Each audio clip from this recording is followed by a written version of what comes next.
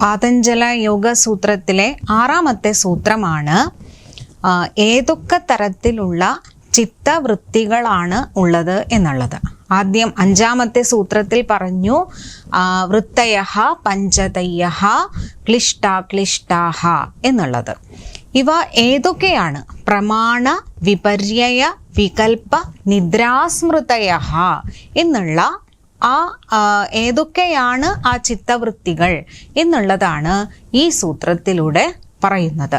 പ്രമാണ വിപര്യയ വികൽപ്പ നിദ്രാസ്മൃതയഃ പഞ്ചതയ്യഃ വൃത്തയഃ.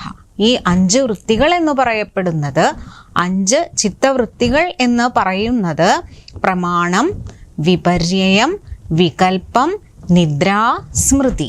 ഇവയാണ് 5 വിധത്തിലുള്ള ചിത്തവൃത്തികൾ. ഇവയെ ഓരോന്നിനെയും വിശേഷിച്ചും പഠിക്കേണ്ടതായതുകൊണ്ട് ഓരോന്നും പ്രമാണം, വിപര്യം, വികൽപ്പം, നിദ്ര, സ്മൃതി ഇവ ഓരോന്നും കൃത്യമായി തന്നെ ആചാര്യൻ പറഞ്ഞു തന്നിട്ടുണ്ട്. ഈ 5 വൃത്തികൾ ഏതൊക്കെയാണ് എന്നുള്ളത് മാത്രമാണ് 6ാമത്തെ സൂത്രത്തിൽ അദ്ദേഹം പറഞ്ഞിട്ടുള്ളത്.